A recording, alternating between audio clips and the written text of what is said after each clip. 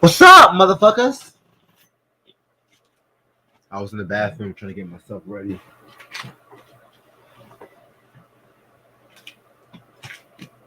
I left something in my car too and shit.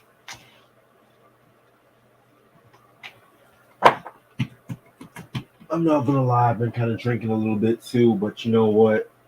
That's my business. But we're gonna talk about Heavy D, y'all. Oh, I was here. I was just in the bathroom, bro. Just in the bathroom, just chilling. Yeah, man, I've been lounging and shit. You know what I'm saying? Fuck. That just fucked up. Trial's gonna be on his way. Oh, Jesus Christ. I'm tired of all these Michael Jackson biopics. There's been like 2 already, man. Like, I'm tired. I don't know why I was tired of all this shit.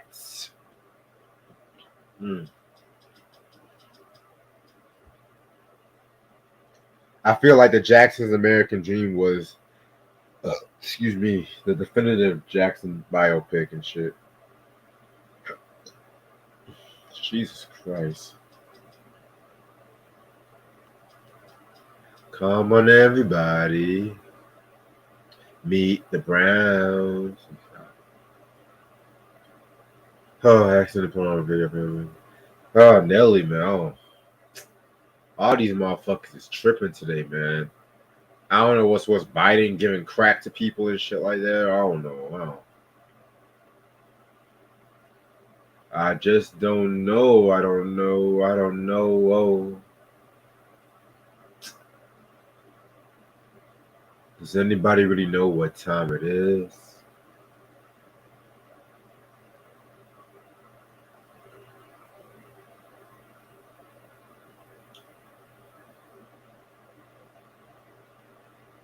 Does anybody really know what time it is? Anybody really care about time? Oh, I can't imagine why. What's up, Mike, Ronnie, Q? What's up, everybody? Does anybody really know what time it is? Anybody really care about time? I haven't heard Pusha T's new song yet. I was actually on a date, man. I've been home about 10:45, and I've been out since about 9 a.m. and shit. So I've been mostly just trying to help my homeboys out on this date, man. Got fucking drunk. That shit snuck up on me like a motherfucker, man. Cause I only ate like one thing today, so that's on me, to be real with you.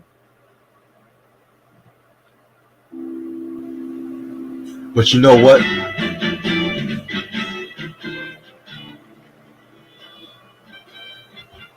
I'm not expecting anything less from Pusha T because I've heard Pusha T all day, so you know what I'm saying? I had some Jack Daniels, which I don't normally get tipsy off JD. I'm not going to lie, but like I said, I barely ate. Today because the only thing I really had today was some eggs and bacon, some Dames and chicken waffles and shit like that.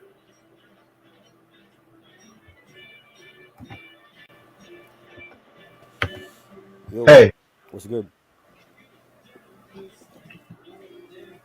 hold on, let me get my headphones. Give me 1 second.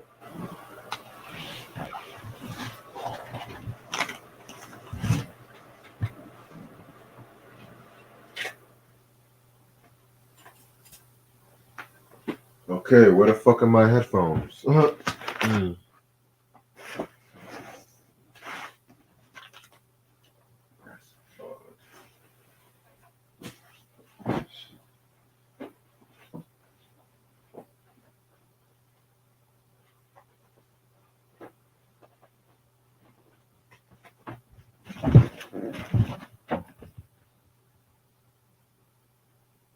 and I can't find my earbuds. I think I left them in my car. Huh. Fuck. Ain't that a bitch?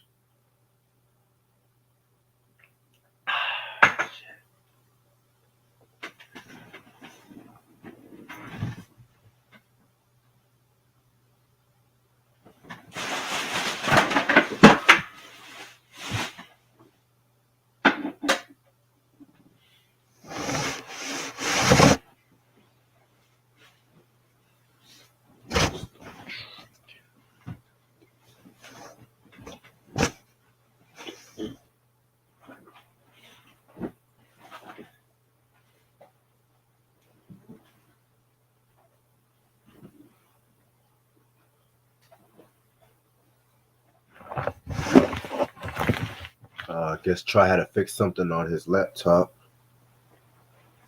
We got our own thing.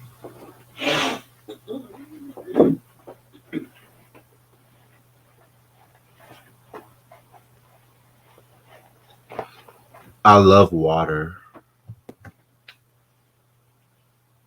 Yep, ain't that a bitch? Yep. Johnny Guitar Watson. That's another artist I have to talk. I have to talk about that album, by the way, man. That album is fire. Ain't that a bitch? Um,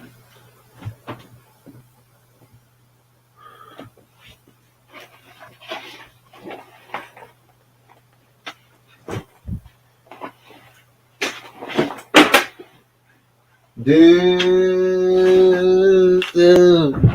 Johnny Guitar Watson was the truth, man. I tell y'all motherfuckers. Y'all niggas don't know about Johnny Guitar Watson.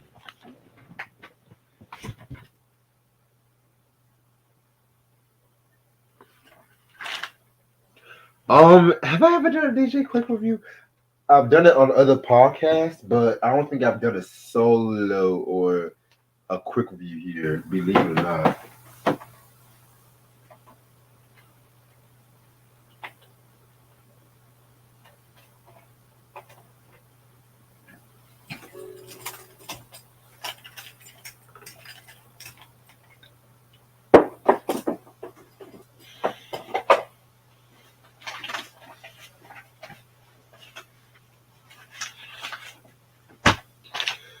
Whew, I'm so tired. Ain't that a bitch?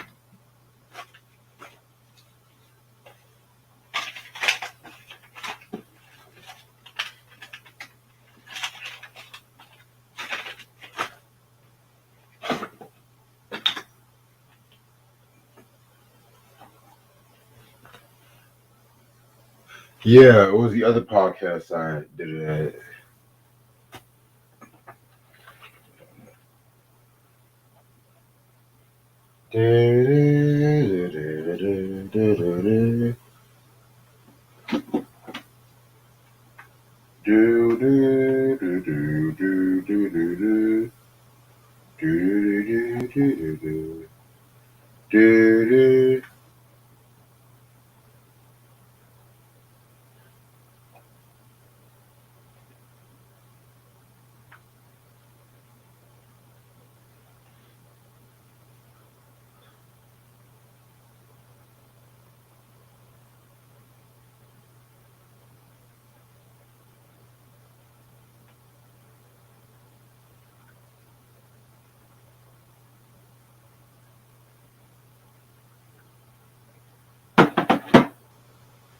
That was Try doing, yo.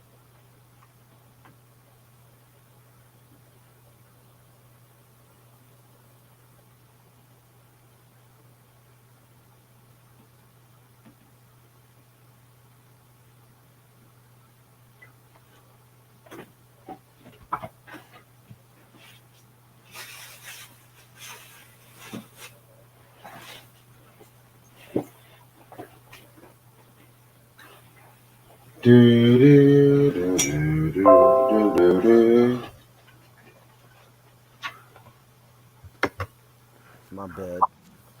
No, you good. Huh. How you doing? Chilling, man. What's good? Just coming off my drunkenness. Oh Lord. I was on a date and shit, and that shit snuck up on me and stuff. Wow.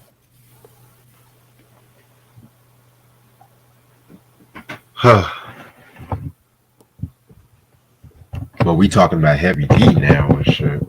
Right.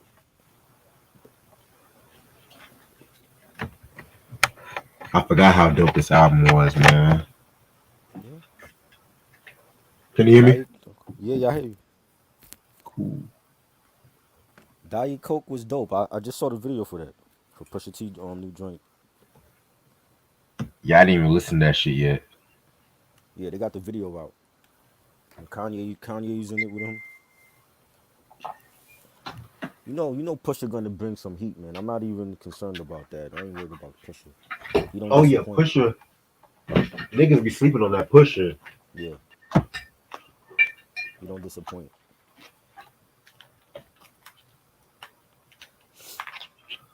Mike was good, yo. Ronnie, Sam, Q, what up? Lamborghini Mercy. Yo, Listen, chick, she so thirsty. when is the album coming out? That I will have to let you know. It gotta be soon then. If they drop a video, so maybe this month, next week or something. I know Currency is dropping next week with Alchemist. Oh shit. That shit is fire. I saw his video too. He got a video out for his joint. Oh my god. I've just been so focused on me, man. I gotta catch up on albums to listen to. Like I still gotta listen to Earl Sweatshirt's album. It was okay. It wasn't all of that. It was alright. It had some. I like the Alchemist tracks on it because Alchemist did like 2 tracks on there. So, Oh fuck. but it wasn't like a masterpiece of an album. Hmm. Interesting. I had a craziest day, Loki. Yeah, what happened? I think I'm in a love triangle, man. I don't even know. Oh Lord. That's all I want to say. I'll text you the rest and shit. What up? Q's asking, what do you think about the Michael Jackson biopic that's coming out?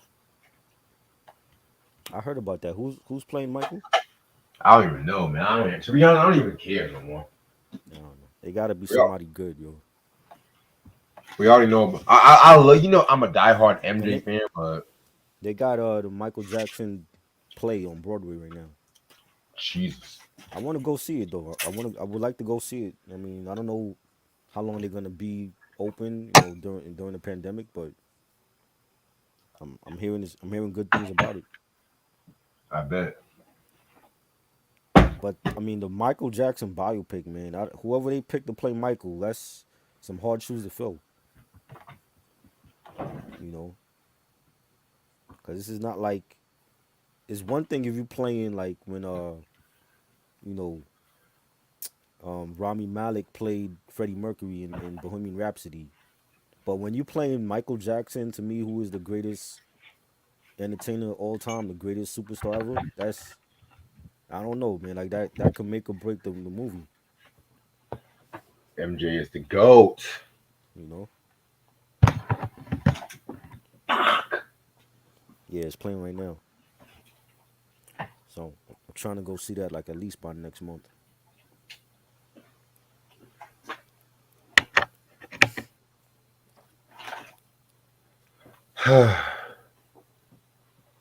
Jay Z's on the Pusha T album. Oh wow, that's big. So Jay gave a verse to Pusha, but when Benny was talking about getting a verse from Jay, he said he wasn't in that space no more. And Benny's a part of Rock Nation, so I don't understand that. Wow. Okay. I don't know, man.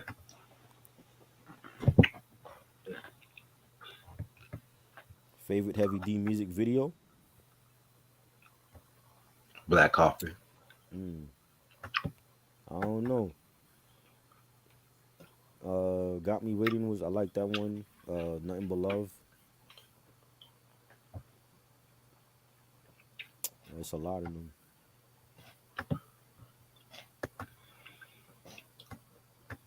Pusha had Drake. Yeah, but I mean, I'm just going by what Benny said on the Breakfast Club that he couldn't get a Jay verse at all. And when he hit Jay up, Jay told him he's in a different space. He's not doing that no more. But Jay Z's on the new Pusha album, and Benny is on Rock Nation. That's Jay Z's artist. Like he signed him. So how you not? You don't want to be on Benny's album, but you want Pusha's album. That's a good question, man. I don't know. Jay Z just Jay Z. Right? He just does what Jay Z does. I don't know. That Snoop thing is like, and it was Snoop that got Benny signed to Def Jam. Like that's what he was talking about. So I don't understand that. So Snoop is running Def Jam, but he's on death row. I guess so. What is going on over there, man? Hip hop is just hip hop now. It's crazy. But yeah, I'm ready to start whenever you are. Shit. Let's go. What's up, you two?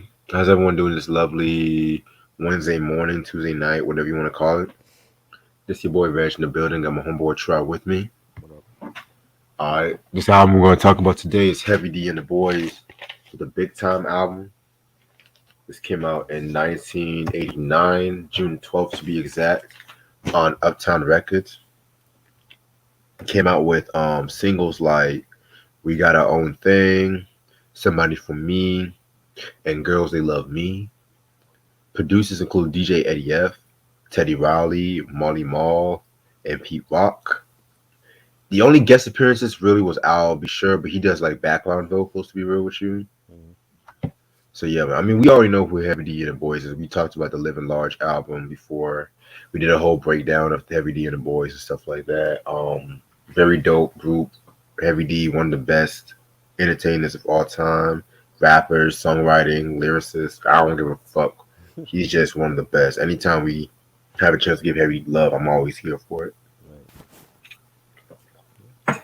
But yeah, after the release of Living Large, that album did very good and stuff like that. You know, it was, and I kind of consider that to be a very underrated album. I don't care. I don't know what anybody else thinks about that album, but it's like I hear Living Large mentioned when it comes to like the hip hop heads, but Right. I don't hear it get mentioned enough. And like I said before, I feel like they never had a bad album. To be real with you, I like any album.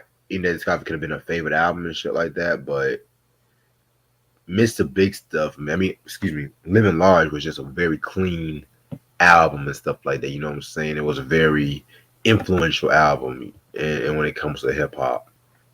And so 2 years later, they were working on this album and whatnot. You know what I'm saying? And this album, a lot of people kind of consider this to be like the breakthrough album, which I'm not even lying and shit like that. You know what I'm saying? Because this album pretty much like rebirthed like their style. Because even though I love the Living Large album and stuff like that, they were still kind of trying to find like most of the sound and shit like that. But this one is like they fully mastered it. I just love this album cover. Like this album cover is like so fucking iconic. They look Like, rich on that album cover, like oh yeah, suits and everything, and yeah, man. Heavy D rocking that yellow suit, and then the boys rocking the white suit and shit like that. You know what I'm saying? And I'm just gonna say this one spot. I could call this R&B review too and shit like that. You know what I'm saying? Because I always consider this to be like a hip hop R&B New Jack Swing album for the most part and shit like that. You know what I'm saying? Because this whole album is just so fucking. Again, I don't want to say it's underrated, but I feel like was one of the albums that bridged the gap between rap and R&B and shit like that too. You know what I'm saying? You said what? yeah, a little. I know people have said that over the years. I never considered Heavy D R&B, but he Yeah. has the R&B joints, you know. Well, like when I mean R&B in this case, I mean like the New Jack Swing Right. and shit like that too, because people consider like the New Jack Swing like a subgenre of R&B or soul music or whatever and shit like that too. But that's just my opinion. Yeah, man, I recently got this album too. Like I think about a couple months ago and shit like that. So I need that Love joint. this song. Yeah, this If is the BJ's fun. watching, I know BJ said he was gonna hook me up. I need all of those heavy D joints. The early stuff, not I got nothing but love and blue funk, but I need Blue Funk and Peaceful Journey. That's the ones I that one needed. too. That one included. I need those. I had those on cassette back in the day. Yeah, man. I was surprised I found nothing but love for a good price and shit like that. Right. Mm. Yes, I saw Heavy D twice in 92 and 94. So Excuse me. Yeah, man. So nothing to it. Just 12 songs and shit like that. You know how we do. You know, we the best at when we do and shit like that. Track number one, we got our own thing. One of Teddy Riley's illest beats and shit like that. This is like a nice way to begin the album, stuff like that. You know what I'm saying? Um, just a very catchy song and stuff like that. Self-explanatory. He's talking about how they have their own style. You know, they're not trying to be like the hardcore group. They're trying to like be like the suave, sophisticated. You know what I'm saying? Shit like that. Definitely a very signature song. You know. I love that video. Like I remember seeing that video back in the day on Video Music Box and seeing him like dance in the video and they all rocking like the kente cloth outfits and it's definitely like a different type of song from compared to like Living Large. Yeah. And I felt like this song was like more danceable. It was more commercial, but it had like that New Jack flavor to it, and this is like at the height, like the very beginning stages of like New Jack Swing with Teddy Riley and how everybody in that genre had blown up, and Heavy D was a part of that, and I love the beat and Heavy's flow, the way he was like rhyming on the beat and going in and out of the pocket and he's saying stuff like love is a legend and me I'm legendary at it. I'm on the mic, I'm an acrobat. Don't try to swim because you couldn't even hang. Yo, we got our own thing, and I love that chorus with Teddy on it, and that's like one of the best. Like that's the joint that Teddy should have played at the verses when he was Yes. battling Babyface, and I know he had technical issues, but I was actually picking Teddy Riley to win that. And if everything had went right, I think he would have slaughtered Babyface. That's the one of the joints that he should have played, You because know like what? it's like a lot of people love that song. I'm not gonna. I was kind of disappointed with the lack of Heavy D in that Right. verse and shit like that. I'm not It's even gonna hold you. a lot of things were going on. Like Teddy Riley, Hell, the audio was bad, and then he kept getting the second time when he was sitting down, he kept getting up and looking at his phone, and then having people come in the room. I'm like, what is he doing? hell, the lack of Kumo D in that Right. versus battle was Mm-hmm. an issue and shit like that. Cause let's be real, when it comes to Teddy Riley, like Kumo D was one of the first cats that he was producing for. Right. Like most of that how you like me now album, Yes. the first self-titled album and shit like that. That was majority Teddy Riley and stuff like that too. So Right. and it's funny because people always think Teddy Riley as the New Jack Swing, which is cool, but he does some early hip hop joints and shit. Like I go to work, he Right. did that one and shit like that, you know. The So show, Dougie Fresh, yeah, classic. didn't play that. I don't think he played that, did he? He didn't play that. No, No, but you want to play fucking No Diggity and shit, I didn't. okay? Which I love, but I'm I love sorry, No Diggity. I'm not I'm throwing that tired of shit. No Diggity. I'm tired of No Diggity. Like, Hey, I always say if it wasn't for the Dr. Dre and Queen Pen feature, would it still be a big hit? mm, I think Dre technically, Dre and Queen Pen made that record what it is today. mm, you got a point. I'm not gonna hold you, but at the same time, I felt like with that the current soundscape of R&B at that time too, where like motherfucker was trying to flip with those hip hop beats. Right. Even if Dre was not even on that shit, that probably would have still been a hit. That's just my personal opinion. And this is like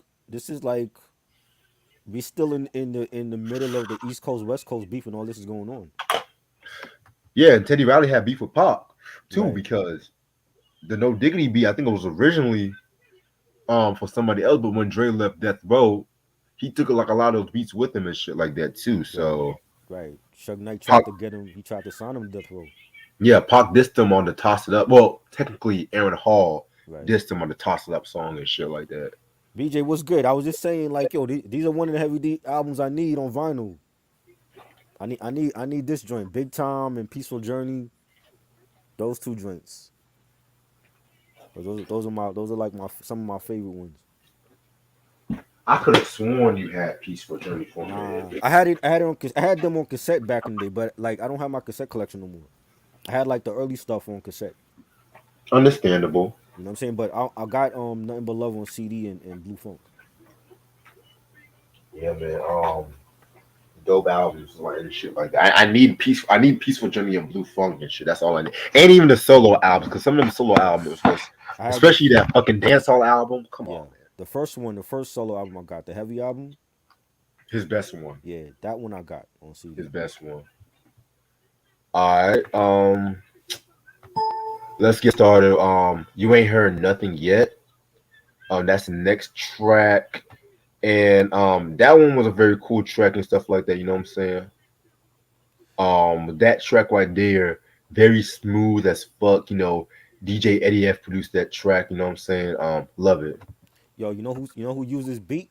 Raekwon used this beat on that second album that you didn't like, Immobility. Yeah. And I love that album, but I thought Raekwon like his version was dope, but heavy his he sounded better on this, and it was like real jazzy. And I Yeah. love the beat and the bass line on it. And you got Heavy saying, "How can I explain to you the Hev mania? Trying to figure a way to make it simple and plain to you. The Hevster, a rap repster that flows with cats so fast you can't measure the." I love that little flow that he did, man. Like he was always dope at like flowing over different type of beats, whether it was an R&B joint or a street joint, and I loved it, man. Classic record. Yeah, I definitely agree with you on that. Yeah, Candlelight. I love it. I know people shit on Immobility. I'm like, that's a dope album to me.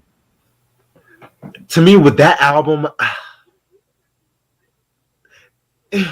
I'm not gonna lie. It was the production, it was the American Cream Team. It was just, I'm not trying to say he needed RZA. 'Cause I don't want to say like a MC needed a certain producer to succeed, but it was just, I felt like something was just missing from that album. You know what I'm Well, saying? they do and they don't, because I think Ghostface already proved that he don't need RZA to make a classic. Yeah, But with the rest of them, like Inspector Deck and what happened with his first album and the Flood, he needed that original album from the RZA. Raekwon, like every album he got, he don't have the RZA. Like Shaolin versus Wu Tang is a dope exactly. album. There's no RZA It's on no it. RZA. You know what I'm Exactly. saying? So it's not like I don't feel like certain members they need RZA and some of them, like most of them, they need RZA and some of them don't need RZA. Like Method Man to me still need RZA. You know what I'm saying? Raekwon and No, Ghost, they already true. proved that they don't really need RZA like that. Mm. Well, because even with the Cal 2000, it didn't really have a lot of RZA tracks too. Right. It had some, Like if but most of it's the not like affiliates his did that album. right. It wasn't like his best production on that. It was more Fourth Disciple. Inspector Dex produced some stuff on there. Yeah. You had Eric Sermon Havoc. You know what I mean? So Right, exactly. Hell, like we still wait on that Havoc and Meth album, but he's too busy with fucking Power and shit. So, which is not a bad thing, cause no. yeah. All right, now my favorite track off this album, "Somebody for Me." Man, I couldn't consider this like one of my favorite rap, R&B, New Jack Swing, the best song on the album. Probably, maybe, keyword maybe, their signature track. This is just like a perfect song. Like somebody for me. Like it was just I'll be sure's vocals, and then Heavy D, like of course doing his thing and stuff like that. Hmm. Some of the most iconic lines, like now I've searched low, I've searched high, trying to find myself a cutie pie, but destination leads me to a dead end over and over and over again. It told me to wait, so I waited, anticipated, debated, and delayed. Like nigga was just so lyrical, poetic, and stuff like that. But what made me really like this song was when they appeared on A Different World. Yes. Classic episode, by the way. Hmm. Shout out to Ash, by the way. We did that breakdown. That was good. Um, Well, I love when they performed this and Dwayne jumped on the stage. Word to your mother. Like I love that performance and shit like that. You know what I'm saying? Like that is just a perfect the video too. Yeah. That's like a perfect ass song Mm-hmm. and stuff. Yeah, BJ Evans, that's like Yes. my favorite video. That one Mm-hmm. and Black Coffee are my favorite videos and shit. You know what I'm saying? Definitely a hot iconic joint. You know what I'm saying? Heavy D definitely doing his thing. That's all I can say, man. Nothing, not enough words can explain how I felt about the song. And I also like the performance they did on in Living Color. You remember that one? They performed this on Living Color. Yeah. I could have I want to sworn say they did it on the Living Color. I could have sworn they did Truthful on that joint. Well, you might have came back more than once because he did the Yeah, theme song for that show. yeah, because I know the first time he performed a theme song like in the first season, and Right. then I know the joint because little trivia about that performance I mentioned. Tupac was originally supposed to have been performing that night. Heavy D was, Mm-hmm. but what happened was Pac got arrested Mm-hmm. because he got into it with the limo driver and stuff like that in the living color and stuff like that. Well, I don't know if he got arrested. I think he got like detained by the police or some shit like that. And so they had to call Heavy D to take his spot and shit too. Wow, Yeah. that's And crazy. shit like that. Yeah, it's crazy because Rosie Perez was trying to stop the whole fucking fight and everything Mm-hmm. like that. You know what I'm saying? Because him and Rosie was Right. like that at that time and shit too. So Mm-hmm. yeah, man, read that in Living Color book. The homie don't play that book. That book, whew, I had to like I read it like within a week. I couldn't put it down and shit like that. You Right. know what I'm saying? This was a classic song. Like I love the beat, and I love the way that Al B. Shore, like the way he was featured on it, was like he was like playing, the inner voice inside Heavy D's head. Like he's telling, when Hev gave up on love, and he's like, oh, I can't find the right one for me. You know, Al is telling them like, maybe you should take your time, and Hev is like, nah, time has been wasted and time has been spent. Now it's time for the lover to score. And I like how they fed off each other on that collab. I You know what I'm saying? agree. Because it was like even when Hev was discouraged about love, you had Al's voice was there, and he's like, "Yo, you gotta do this. Maybe you should try this." When Hev says, so that's the storyline of my life. No cutie pie, no future wife, just relationships that bounce back like rubber. You know what I'm saying? So you can feel his dilemma in finding the right one for him, and somebody for us, somebody for me, and that's a timeless track. I love the video as well. They look like they were having fun in the video, and they just like Exactly. all dancing and having fun. That's what videos used to be for hip hop back in the day, and it was great. It was this is Al B. Shore, coming off the success of his first album. I loved his first album. I think it's a classic. Which we'll Def, talk about next week. Definitely gonna be on my R&B 100s list because I grew up with that album, and I think it's better than all his other albums, by far. So Mm, really, you don't think sexy it's verses. better? Sexy Ah, come verses on. might be better or just right there. I personally love the Nah. Sexy Verses album. I gotta hear it. I don't think I remember the singles. I don't think that's touching anything off of In Effect Mode, but Mm, I mean, anything's you better than have this. like, and that's an album where that's like early New Jack Swing also, and he's like rapping and singing on that album. Yes, And he basically made his fame off of that first album. You I know what I'm agree. saying? And that album was phenomenal. But I loved it. I loved the feature with Al B. Shore, and this was dope. This definitely one of my favorite Hev joints. Yeah, speaking of Albie Show, you know what one of my favorite songs is? What's that? On Your Own, girl. You gotta Yes, be love on. that. And Yeah, he's man. rapping and singing on that. A concept that Drake took that people felt like Drake Say was. it again. Say it again. Please say It's it again. nothing new. Drake Say is it not. again. He did not invent this. This been going on before Tell Drake. that to People, the people in the back row who says okay? that nothing was the same. He thought motherfucker Bobby gotta sing. Brown, Bell Biv DeVoe, Al B. Shore. These are artists that were in R&B that did rapping and singing. Mary J. Blige. Mary J. Blige, Grand Drake did Pooba. not start this. Grand Pooba. You know what I'm Say it again, saying? please. Please. Al B. Shore. Please. Check the Al B. Shore album, the first one. He's rapping Yes. and singing on there. And Dougie. this is early 1990. Hold on, I can way take it before way Drake back. came out. Dougie Fresh, the Dougie Fat Boy. Fresh, right? Motherfuckers was singing way before that Canadian knew For how to Force fucking sing. MDs, Force MDs in the early Oh, '80s, please, rapping please, and singing. This is before Drake. please, please. Cause I'm Cause not. I I don't want mean, to keep mentioning. cause it's like when you look at it now, it's kind of weird to hear it, to even say that because of what Drake has done, and people feel like he invented that shit. I'm like, bro, like Al B. Shore was doing this before Drake. Exactly. Force Big MDs Daddy was doing this Kane before Drake. You know what I'm saying? on Big Daddy Hill. Kane, exactly. Lauryn Hills, Biz Marquee, motherfuckers. exactly. Just a friend. What is he doing? What is Biz doing on that song? He's singing. He He's then when they singing playing and hopscotch. rapping. You know what I'm saying? I have yet to hear Drake make a Just a Friend track. You And know? I really want to get back to this, but it's funny how you mentioned this because I'm sick and tired of this young. That's why that certain podcast, like Mark Nash Parker, like I said, I love Mark Nash. Mark Nash, that dude and shit like that. But his homeboys, he said Right. that shit. Oh, he taught motherfucker to sing how to Right. sing. I'm like, I felt disgusted. And the fact that I was watching Hot 97 did a piece on J. Cole today, and they're talking about J. Cole is breaking from the pack, and they mentioned Drake being in the conversation. I'm like, Drake is not fucking with J. Cole or Kendrick lyrically. Not at all. By a landslide, it's Drake and it's Kendrick and J. Cole, and Drake is like way down the list. They're not even better than Griselda. So I don't see how you even put in Drake, when it comes to his pen game, in the same sentence with J. Cole and Kendrick. Exactly. Hell, Drake is not even in the same lane as Tyler the Creator. Let's No. keep it a buck. I Let's mean, Tyler dope. I don't think he's a strong lyricist. I think Earl is better than him, but yeah, yeah. um, I don't. I'm not putting Drake in that same category with Kendrick and Cole. Yeah, but I You know don't what I want to mean? talk about Drake, man. I don't want to talk about it, please.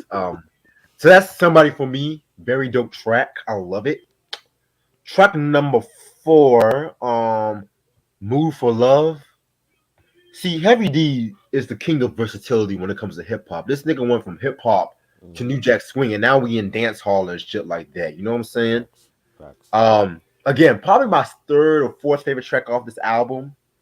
And it's funny because I'm not gonna lie, I love Marley Marl. But some of the beats Marley did for this album was kind of hit or miss. But this is like the Really? best. Wait. Eddie F did this one. Excuse me. I'm sorry. But I'll get to that Marley Marl beat in the next Mm-hmm. track. But yeah, this was a dope track. I love this one. Heavy D did this thing with a dance hall, and I love it.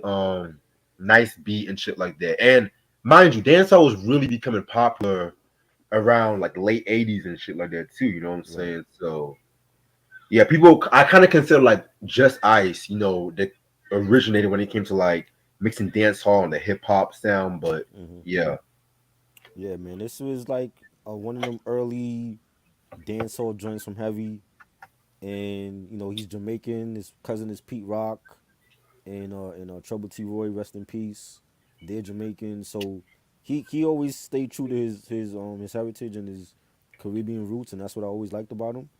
hmm And this was a banger, like the bass line and the horns on it, and we had a Jamaican artist at that time also, called Shinehead. Shinehead was real big for dancehall at that time, and it was a dope song. Like I definitely enjoyed it. yeah, man, I definitely enjoyed this track too and stuff like that. You know what I'm saying? Um, Track number 5, Easy Does It, Do It Easy. Again, okay. Now, I love Marley Marl, but some of these beats on this album were kind of hit or miss Hmm. and whatnot. You know what I'm saying? But this one was okay. I like this one and shit. It was pretty much like a braggadocio kind of track and shit like that. I fuck with it. Yeah, it was dope. I like the beat on it, the scratching. It was cool. Yeah. All right. Next one is A Better Land. This one is the only track that Heavy D did by himself from what I looked up. It it's kind of like, well, actually, I take that back. Hmm. Pete Rock helped him produce this one. This was one of his earlier placements and shit. It's like a conscious song. I kind of compare it to Big Daddy Kane's "Word to the Motherland" off the "Long Live the Kane" album and shit. Right. It's okay. I'm not gonna lie. It's an okay track and shit like that. Mm. It uses that everybody plays the full sample from the main like that the main ingredient and shit. Yes. Rest in peace to Cuba Gooding Jr. Senior, by the way. Right. Yeah, it's a dope song. I love it. This is like one of those, conscious hip hop songs, and it starts off with like a Martin Luther King clip, and he's talking about race and having all race and creeds live together, and all men are created equal. And I like the way that it started off, and the beat was dope, and the piano loop, and you got Hev saying, I don't understand. How can you not lend a helping hand to your brother, man?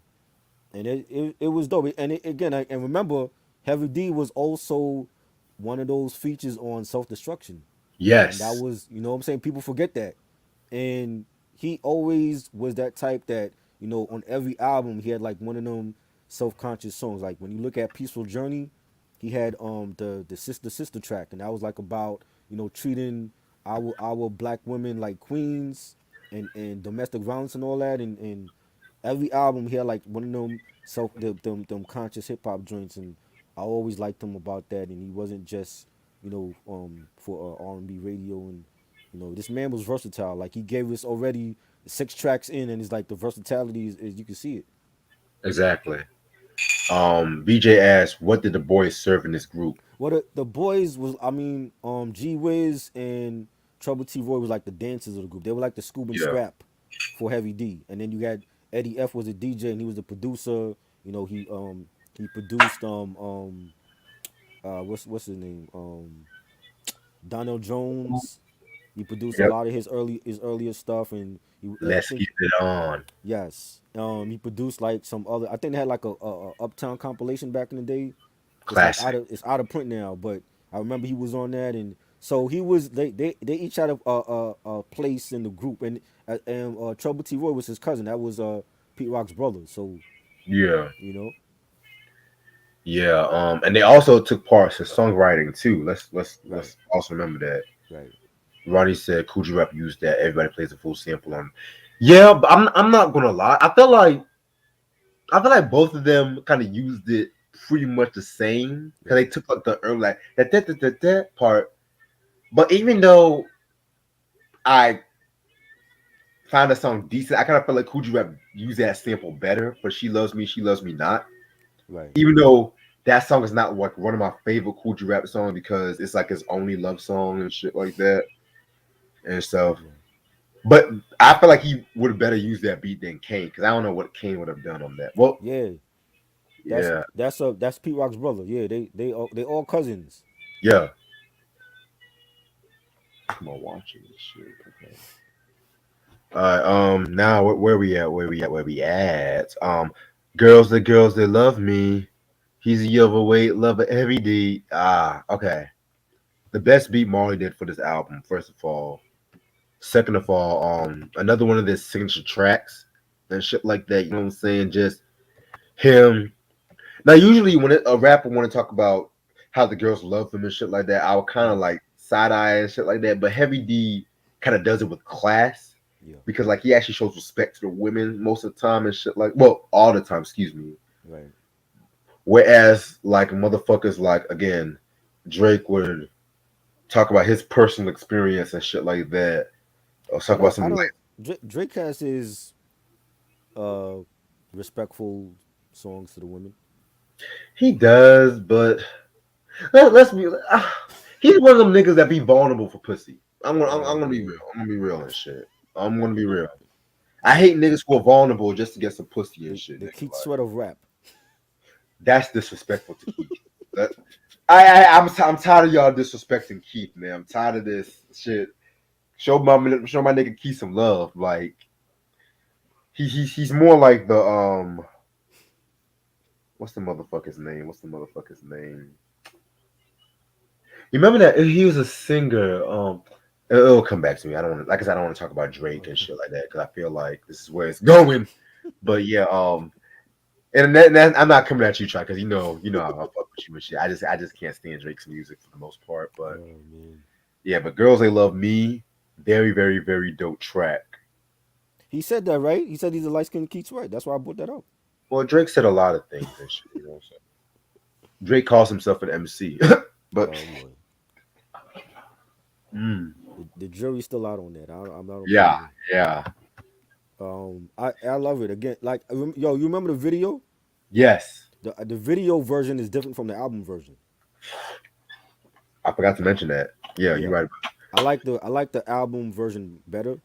I don't know why they changed it up for the video, but again, it had like that reggae type of bass line and the beat was fire. You know, Pete Rock did this, right? I think it was Pete that did this. Girls They Love Me. Oh, it was Marley Marl and Oh, Heavy. Marley Moore, yes, dope beat by Marley, and yeah, man, like this is one of my favorites on this album, and Heavy just killed it. You know what I'm saying? And you know, he's saying it feels really good to be Heavy D because the girls, they love me, love that. Keep the other way, love a Heavy Heavy D. D, girls, they love Love me. it. Fire, He's the other. Yes, fire, I love sir. it. Classic. Yeah, I think that was like the first Heavy D song I've heard. Believe it or not, I want Oh to say. wow, yeah. Yeah. Um. Now, next track, More Bounce. One of the most underrated Heavy D and the Boys songs, Hmm. and it used a P Funk sample. Right, An East Coast group using a P Funk sample and shit. right. Gee, what a concept. Yeah. Wow. Yeah. Oh boy. Because I hate when motherfuckers always want to say how the West Coast always want to use a Zap and a P Funk when Hmm. EPMD and De La Soul were using Right, these shit. right. And yeah, this was one of his most lyrical tracks Yep. because niggas want to say he's not lyrical. Hmm. It kills me. If there's one thing I agree about Kumo D was that his placement on that list was right and shit like that. That's one thing. No, you. I, I, I know how y'all feel about. I know how Yeah. y'all. But He yeah, was number. He put himself number one. He's not number one. no. He put himself number 6 or 5. He's not Whatever. number six. No, no, he's not. No, he know he's not number six, Oh man. shit. Of Oh course, my he's god. gonna put himself in the top 10. He's Hey, not hey, number six. No. hey. I'm gonna say this one thing. I respect your opinion, but I personally feel that Kumo D should be up when it comes to like lyrical MCs, like J- For top for 30, for just top 40. 80s rappers alone, Rakim, G Yeah. Rap, Okay. Rock. LL Cool J, Curtis Blow, they all were better than him. They all were better than him. Curtis Run from Blow Run over DMC was Kumo good. D? Oh, you Yes, said Curtis Blow Curtis is Blow better than him. over. Oh, Yes. hell no. Hell no. And I like Curtis. Don't get me wrong, but Kumo D was shit all over Curtis Blow. Run from Run DMC was better than Kumo D. He Okay, was better now than Kumo now, D. now you tripping. You think Kumo D is better than Run DMC? Lyrically, yes. I feel Nah, like I Kumo don't think D. so. Now I think Run was better. DMC is a different situation. But So you Run, so you feel like DMC is the better lyricist in the group? you I always feel like motherfucking this way. right. As, Uh, as many hairs on my pubic balls right now, I'm telling you, DMC was the lyrical motherfucking Run DMC. I thought Run was great, a great table setter for a lot of those songs. Run, okay, like the earlier albums, yes, maybe like Hmm. the first album, King of Rock, but Hmm. right from Raising Hell to maybe Down with the King, DMC all the way. Even The, Jam the Master Jay dropped a line or two and shit. the way that Run started off down with the king, down with the king for years, about 10 of them. Yeah, come on, man. What? Okay, okay. Come on. The only DMC can't good start song no on song that like that. album, one of the only good songs on the album and shit. Like, Say John, what up? Everybody's agreeing with you. To me, I feel like Run was better, but Kumo D was good. I wasn't a huge Kumo D fan, but I think there's like 10 MCs in the 80s alone that's better than him. you're gonna have a Kumo D month and shit, like, because I, LL Cool I, J was better than Kumo D. okay, that I mm, I agree. You know what? I agree. I feel like they were both neck and neck. I'm gonna No, be real. I They don't were I both don't think neck it was. and neck. To the Break of Dawn. Did you hear that song? Did you hear Death Blow? Yeah. To the Break of Dawn. That's a way better song. Okay, yeah, to the break of dawn, yes, but Death Blow, niggas sleep on Death Blow because nigga ripped LL on that one and shit like that. But the only gripe I had with that was the beat. The beat sounded too party orientated. Hell, that beat sounded more LL than Kumo D. To me, the only rapper that ripped LL was Cannabis. I don't think Kumo D was even touching him. No, I can't get mad about that. I can't get mad. But Kumo D, like I said, Kumo D with that death blow Mm-hmm. was a lyrical savage. To the Break of Dawn was cool. Yes, it was dope. It was vicious. But you also got to remember, he dedicated one verse to Mo D on that track. He also was getting that Hammer and Ice T Right, and EPMD to an right. extent. Yeah. Shit, I'm gonna have to continue. We gotta continue this conversation. I want to finish this album though, cause shit, I'm already liquored up right now and shit, man. Like we gotta. But yeah, More Bounce was a dope fucking track. I love it.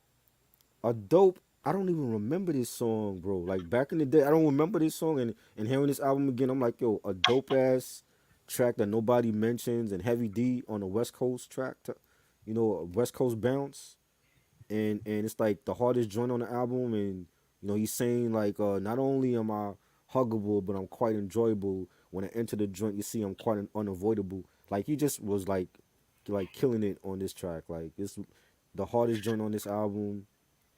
And at that time it was like, yeah, like it wasn't like the norm to have like a East Coast MC on those those funky zap samples and stuff. You know what I'm saying? Like the West Coast was doing all that. So to hear Heavy D on that track was dope. And this whole album, 8 tracks in, and it's all versatile different joints. So you know Yeah, man. Shit, this is just a very dope album and shit like that. You know what I'm saying? yeah. All right. Now we're gonna get into Big Time. This was produced by Eddie F.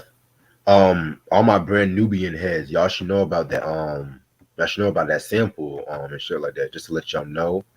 Again, another very dope joint right here.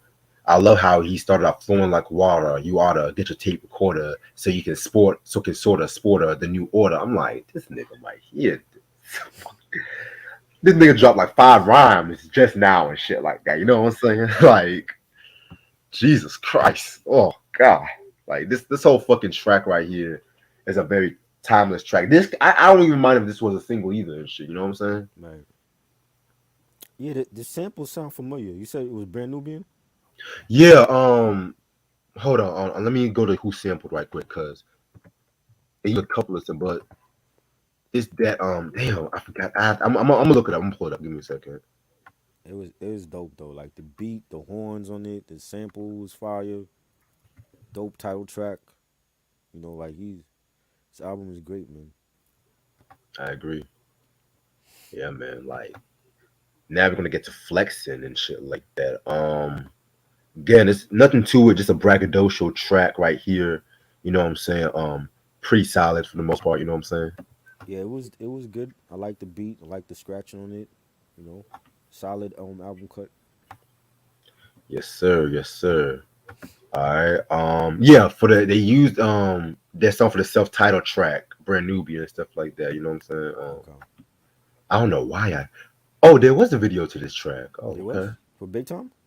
Yeah. For who? Let me double. Cause you know who sampled it. Um. Actually, no. There's not a video. This motherfucker used a picture of another video. Hate when you do that Of course. stage. Right. But anyway. Uh. Where we at? Where we at? Where we Here we go at? again. Here we go again, y'all. This one was a Cameo. That's what it was. I was yeah, thinking for some reason I was thinking it was a Ohio Players sample. yeah, cause it does sound like an Ohio playlist track and shit like that. I'm Cameo. It's not a cameo sample they use. Okay. Thanks. yeah, man. Before Cameo went all word up and shit, you know what I'm saying? Anyway, here we go again, y'all. This was Morning Mall. Again, I'm not a big fan of that the Molly Bomb productions besides Girl That Love Me. Right. But again, it was a pretty solid joint too, so I can't get mad about it. Yeah, it was cool. I liked it. It's not one of my favorites on the album, but it was decent. Right. And the last track, Let It Flow. Pretty solid way to end off the album and stuff like that, you know. I fuck with it. Yeah, dope beat. Nice bass line for it. Great way to end the album off. Right. All right, and that's all the time we have for this album. Overall, this to me is a classic hip hop album in my personal opinion. Very groundbreaking for its time and shit like that. You know, I've heard a lot of people pretty much say this is like their best album or like among the best, Oh, and I honestly can't get mad about that because like this album was like a step above Living Large. That's not saying like Living Large is a bad album and stuff like that, but right. this album is just fucking flawless in my personal opinion. I'm not gonna lie, this is a 5 mic album and stuff. You know what I'm saying? Very groundbreaking. One of the my top 10 favorite hip hop albums for '89 too. So must have in your collection. I love the production and the versatility by have where he could go from R&B to New Jack Swing and dancehall reggae and conscious hip hop and still come back and flip a zap or a sample and is that's just how he was. Like he was versatile and every album sounded different from the last and the songs on here, Somebody for Me and Big Time and More Bounce and We Got Our Own Thing. Classic album. I love it. One of my favorite Heavy D and the Boys albums. Yes. Yeah, man. Definitely need to get Peaceful Journey and Blue Funk and shit like that too. Because I'm not gonna really review the albums until those albums are like actually having in my collection. Thank God I got nothing but love and That shit too. was that was the Peaceful Journey was the album after Yeah, Troy passed away. yeah. Because this was the last album with Troy in it. I forgot to mention Yes. it too. Yes, that's the last one with Troy. Yeah. Hell, I also want to get the "You Can't See What I Can See" single too. I also want to get that. I had that on cassette single too. Yeah, but yeah. We you still want to talk about Power tonight? Pre-record that Power tonight, right? Yeah, I mean we could do it if you want. So Oh, definitely. I saw the finale for that in Tommy Force Yeah. last night. So Okay, cool. Because I'll probably just stay on for like another 7 to 10 minutes and shit like that, and then I'll just quickly send you that Power. 'Cause I gotta get to bed at least by 2:15 and shit. what is the most corniest line in rap you ever heard? I'm so famous. I'm swinging out my anus by Mace. Some shit like that. That's yeah. But I want to get back to this Kumo D shit right quick because this shit kind of got me hot, like on some real shit. So what? I'm Yeah. what? I'm just saying. You think that Run is lyrical than Kumo D? Yeah, Really? I think Run was like the way I look at like when we talked about table setters and rap and the way that people look at Deck, for starting off a track. That was Run back in the '80s. Yeah. Run was great for starting off a track. You needed a posse cut, you have Run started off. You need like a regular joint or just setting the tone of an album. Run to me was like that perfect table setter, and I feel like he was severely slept on when it came to bars. You know what I'm saying? And you know, Mo D was cool. Like I said, like I got some Mo D albums, but I wasn't a huge Mo D fan like that. Like especially when he was battling LL. I'm like LL to me was like the goat at that time. Him and Rakim, and I was more of like a LL fan and Kane and Curtis Blow. Back in the '80s. You know what I'm saying? And I think um 91, 92. I was like started becoming more of a Rakim fan. You know what I'm Yeah. saying? But even at that point, like Rakim to me lyrically was way ahead of everybody else Oh, with that's the no stuff he question was saying. about You know what I'm saying? So it was people tried to like decipher a lot of stuff that he was saying, and I think because he was like part of the Nation of Islam is like that's what made his lyrics so deep or whatever. But I don't feel like Mo D better than Rakim. I mean, but it. Hell no. he putting himself at number six. You know he was gonna do that because it's his own list. If you make your own list and you're like grading, let's say you grading other YouTube channels, of course you're gonna put yourself in the top 10 or top five. You're not gonna put your channel at number 50 and everybody else is ahead of you. I wouldn't do that shit. So but I don't feel like he's in the top 10 lyrically. I mean, at least for me. And I get that opinion. It's just my issue. I just feel like his legacy always gets regulated to that beef with LL. My personal opinion, and I'm not gonna lie. When I was growing up, I wasn't the biggest Kumo D fan and shit like Mm, that. But then when I probably like sometime maybe the early 20 teens, I listened to some of his album. I think I heard the Knowledge is King album first. right. His best album, by the way. Very high class lyricism. Like they want money. I go to work. Wild Wild West and shit like that. You know what I'm saying? I think the Avenue and shit like that. Then I heard the fourth album, the Funky Wisdom album, whatever that one was called. Right. Slept on the album and shit. Again, I just always felt like his lyricism was just awesome. Like, and then the beef with the freestyle battle he had with Busy B. Hmm. This nigga went fucking crazy on that shit. You know what I'm saying? Like, but then it's like every time I mention Kumo D, I was like, oh yeah, he's the motherfucker that beef with LL and shit like that. It's just like I mean, niggas don't mention that's Treacherous what 3. people. Right. That's what people remember him for. Like same Right. thing. Same thing with cannabis. He in the same boat with cannabis. They remember cannabis for being a rookie on the block and having that battle with LL.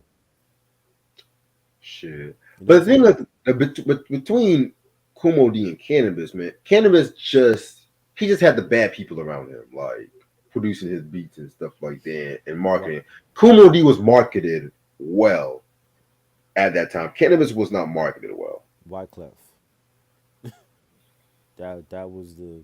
To all the girls I love. And growing up I now, don't know. Yeah, but I don't know the way that cannabis was at that time. I don't know if he would have embraced mainstream like that though. hell, that's cool, but there's been a lot of underground cats that's been marketed well Right. and whatnot too. So even if he didn't want to go that mainstream route, he could have been an underground cat that still got that mainstream appeal once in a while. You know what I'm saying? Like how MOP collaborated with that boy band and shit like that. You know what I'm saying? Right. Who the fuck is texting me I now? don't, That see John Dixon, let's go, bodied LL and shit like that. it was okay. I mean, I still don't feel like he fucking with to the break of dawn and I shot you and all that. LL to me was hungry back then. You know what I'm saying? Like and he called out Mo D and Ice T Hammer all on in one verse on I shot you. You Shit, know. that I'm not gonna lie. I kind of prefer the verses on the original version than the remix version. I'm not even Right. gonna lie and shit, Yeah, that one cause was good because it was more Keith Murray on that one. yeah. And then I love that line on the remix version, like, but still niggas want to instigate shit. Like somewhere in that I Shot Your remix, I'm not gonna lie, I felt like he was kind of trying a bit too hard on that shit. I'm not gonna lie. But it was still I, his best posse cut. I I prefer mean, that over four, you three, two, one. you don't want to get well. You don't want to. I feel like all of his posse joints, he could have easily got outshined by whoever was on it. I shot you. You don't want to get outshined by Prodigy, rest in peace, or at that time Fat Joe Foxy Brown debut on that. Ooh, You know what I'm I kind of saying? felt Keith had the best verse on that one. Keith was great. I like I don't know. Foxy came with it and Prodigy. See, ooh, even Joe's verse Joe was was. good. Joe was good. When he was We might actually have to, spitting, when he was underground Fat Joe, not that shit that he's doing now. we might have to do a show where we talk about who had a better verse on a posse cut. Because Yeah. I Shot Your remix. Four You said what? 4321 was even better because you had Red and Meth, you had DMX, who I think had the best verse on that. Yes. Cannabis, Master P sounded dope on that joint. And I'm not a Master P fan, but he sounded dope on that. You know what I'm saying? And LL just picked these joints to do like these posse joints, and he could have easily gotten outshined by everybody. See, I'm not gonna lie. The 4-3-2-1 verse from LL was kind of so. Right, It wasn't a flavor in your ear level. right. No, that was bad. That was bad.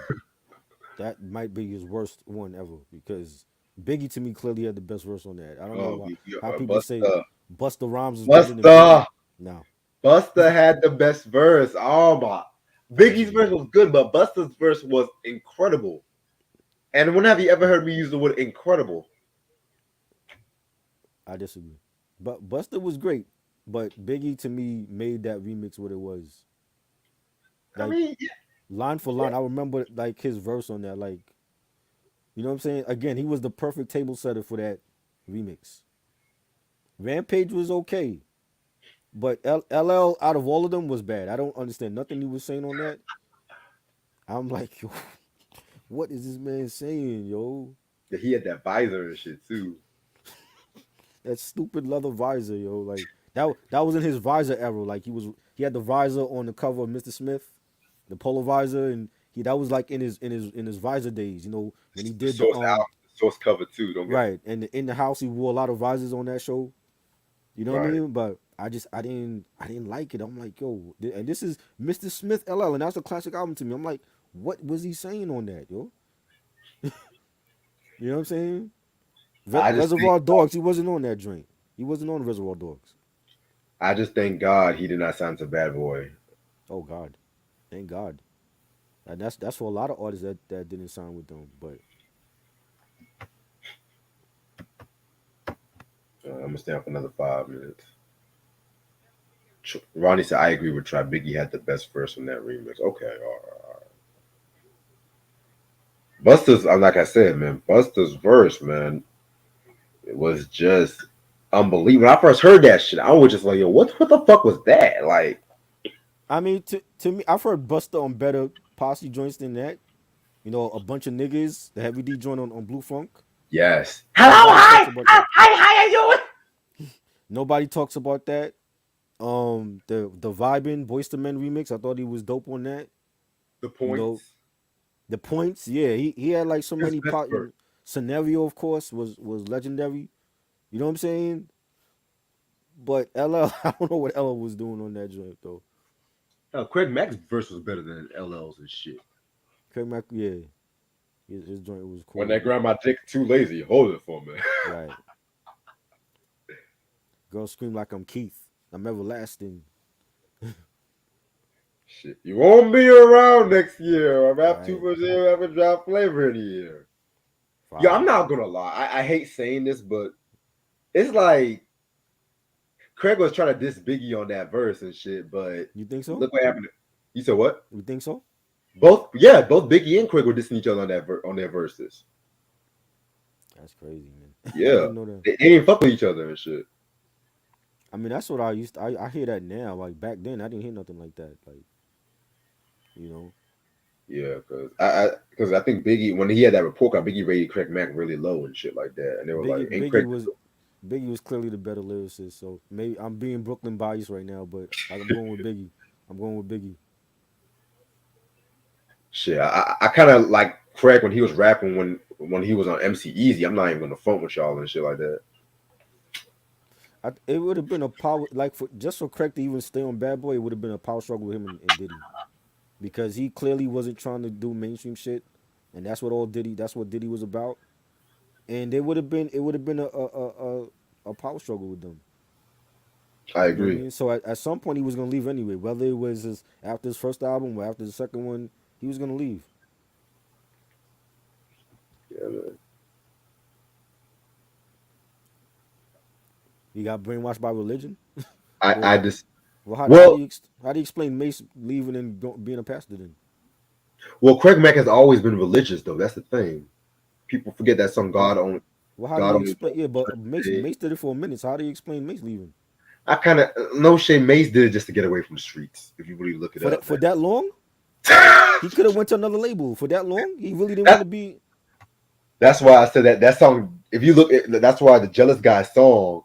Well, allegedly that Jealous Guy song on the Harlem World. He was talking about some cats in the street, and then they put out a hit on him and shit like that. That's why he became a reverend and shit. He moved to ATL. Wow. And Jealous, he had jealous. Ghostface stole his Jesus piece and all that. Shit. Well, that was on him and shit like that, man. Jealous, there's a jealous girl in us. I don't like that song. Terrible. No Audition should have never let him do that shit over. I'm not going. That song is petty.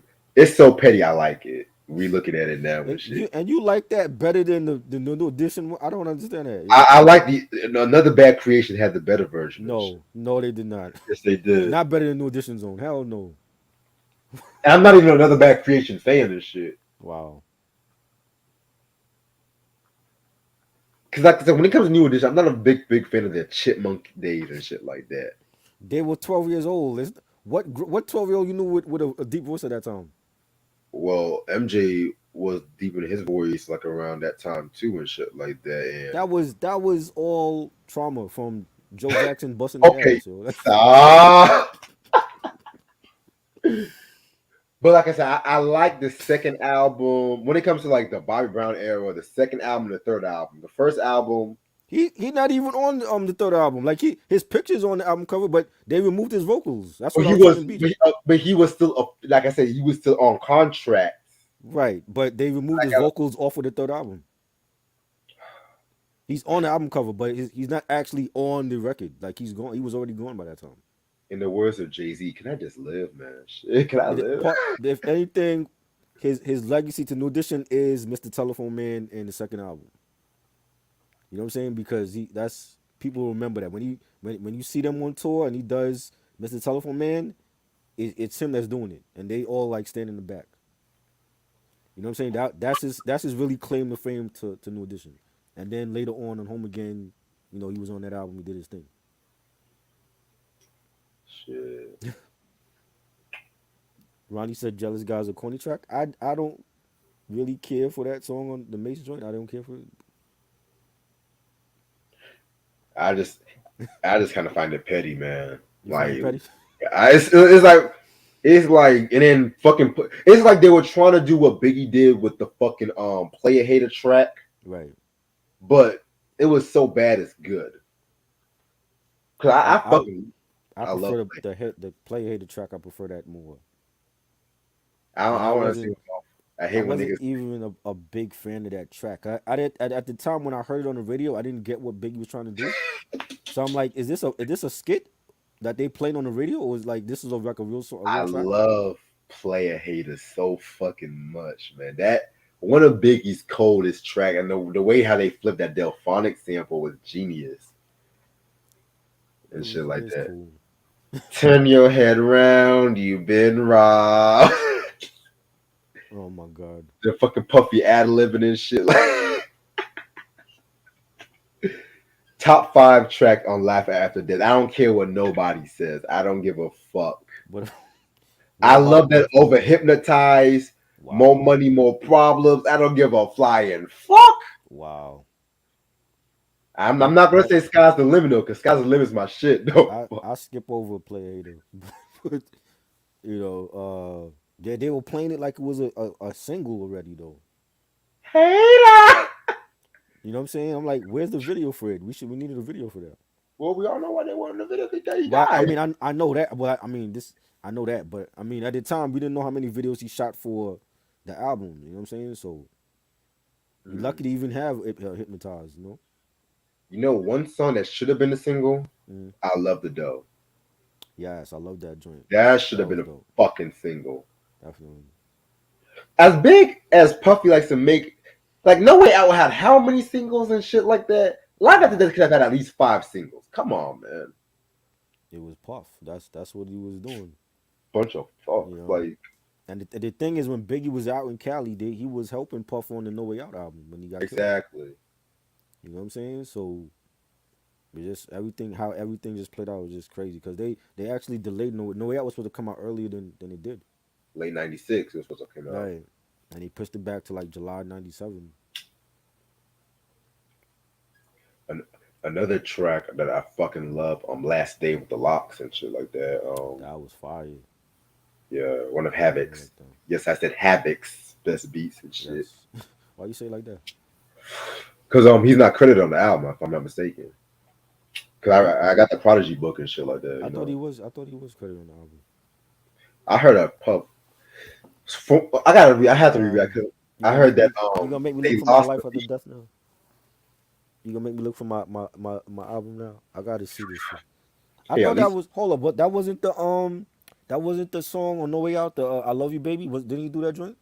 Oh, damn! I'm tripping. That was "I Love You, That Baby." joint, yeah, I'm sorry. he didn't get the credit for that one. Yeah, I'm sorry. Look at me. Damn, I'm bad like, beat. yo, I know I saw Havoc's name in the booklet. Yeah, Um, that definitely is a Havoc beat. You can tell. yeah.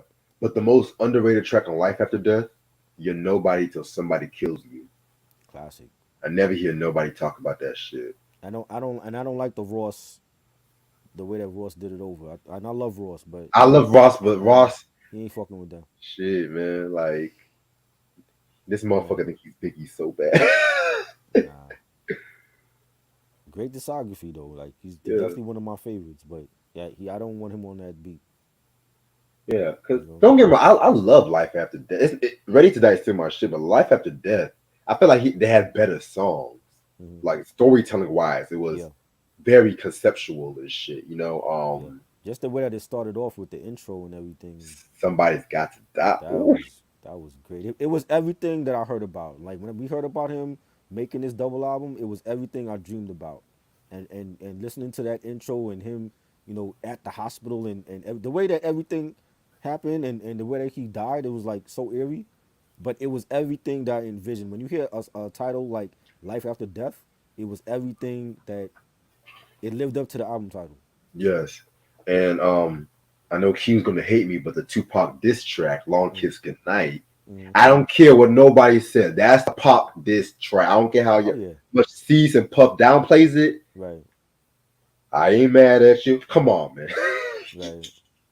I thought like just listening to that whole album, I thought like a lot of songs on there was about Pac. He just didn't mention Oh, his let, name. let's let's talk. What like Sam mentioned, what's beef? Yeah, Kick Hell, in the Door. I Jay Z thought Kick even in the Door was about Pac. nah that I feel like the Mad Rapper intro was about Mm, Pop, but right. Biggie says his juice mostly for Nas and Raekwon on that one and shit. The fact Again. that he just J. Rue and Primo produced that beat, I'm Mm, just like this motherfucker. mm-hmm. Jesus Christ. Right. Hell, he just Faith Evans on "You to Be Happy." Let's he just her Mm, on that too. right. Yeah. Shit. But y'all want to talk about fucking what's in the Yo Gotti dissing Young Dolph or whatever motherfuckers or Takashi dissing Nipsey and shit like that. Come on, Come man. on, man. Who? Another track. There was one other track I fucking love from that album. It was The World Is Filled with Too Love Short that. and I love that Puffy. track. Puffy's I best wish that verse. had a video too. Yeah, Puffy's best verse in my That was opinion. good. That was And he good. he he wrote that verse And he too. wrote that. Wow. Yeah. Wow. He actually wrote. He actually like took a pen and wrote. First comes the Wow. cash, then comes the love, then comes Biggie. But let's be real. Too Short ate that He song. he Like used one of these. He used a pen just to write. I'm flabbergasted right now. I can't believe that. the world is filled with pimps and hoes. We're just talking about those I know. Fire. Make it hot, nigga. Love that joint. Yeah, no way out picked up where Life After Death left off, in my opinion, too. And Yep. shit. Yep. His only great album to me. Yeah. It's not a 5 mic, it's a 4.5 and shit. I think it's five mics, but it's not five mics because of Puffy. It's only because of the features. Shit. Biggie, Mace, The Black Locks, Black Rob, Foxy's on that, Kim. Only because of the features, I'm giving that a five mic album, five mic grading. Yeah. But one of Biggie's underrated verses comes from, and somebody mentioned it, This Time Around from Mm, the History album and shit like that. yes, yes, I love that joint. I'm taking your shit. Michael That was cursing fire. on that, man. Whoo! That was fire. Yeah, man. If Michael and Biggie, man, fine. They killed it, man. Yeah, shit, man. Like, Biggie, man. Life After Death is just Yeah, fucking dope. that And I was. hate when motherfuckers want to just say, oh, that's a bad album. I'm just like, y'all tripping. I wish he would have made like a mini movie for that album, like the way Snoop did for Murder Was a Case, and Ooh. he took that track and made it bigger on screen. I wish Biggie would have did that with the double album. I'm not mad about that, you know what I'm saying? That would have been crazy. But yeah, man. But yeah, I'm gonna end this up. We gotta get ready for this power thing. Don't hang up by the way, because I want to play you something while I get ready for this power shit. But All right. this has been a very very dope review and discussion and shit. Fucking heavy and I forgot to mention this album's out of print. Just to let y'all know and shit. Tomorrow, well later on today, excuse me. This is gonna be a singer. I'm kind of excited about talking about this one because I never actually heard the album, but Dave Hollister's Ghetto Hymns is gonna be Yes. well, let's make this midnight again because I kind of like this midnight time. Because I had the reason why I'm making it midnight because I had a fucking date, and then tomorrow I might do some Ubering before I come back home and shit like that. So Right. yes, sir. Can trying out this later times. I'm trying out different times and stuff like that because I could do an early review if I wanted to and shit too. But Right. yeah. I think a lot of people would want to see you do do it earlier. Well, I have to work. I have to watch my grandma, and I gotta work. And I Right. don't like doing reviews in the daytime, like I said, because motherfuckers love to call me. And then if I do a review of my grandma was gonna need my attention and shit like that. And I would like Right. to put my full attention on my grandma. Right. Right. If I do a review, it's gonna be like a pre-recorded review and shit, which is yeah. Wow. And then my we're gonna be in the Ricardo's review Thursday. I heard that that got nominated for some Oscars or something like that. Of course it did. It's a white movie and shit. Which I don't know about Nicole Kidman when it normally lead actress. I'm not even gonna lie, but it's been a kind of a weak year Mm. for movies. To be real with you, I'm not even gonna hold y'all and shit. Yep. There's a lot of crap that I watched the Matrix 4 over the weekend and that was trash and it Oh, I could didn't have make told it. Well, I wanted to. I'm if I'm curious enough to watch it, I'm gonna watch it. I don't really go by what the bloggers say, but that movie was it. They didn't need to make another Matrix. It you. just wasn't needed, and I didn't like the other sequels, and I think that was just more like a cash grab, if anything. But nah, Of course, there's a lot of trash that came out last year. yeah, man. But yeah, and like we said, we're gonna pre-record this whole power discussion because I got a lot of shit to say. I don't care. I don't give a fuck. They killed off my nigga Zeke. I don't give a Oh fuck Lord, about. you They didn't killed need off. him. We didn't. He was expendable. We didn't need him in there.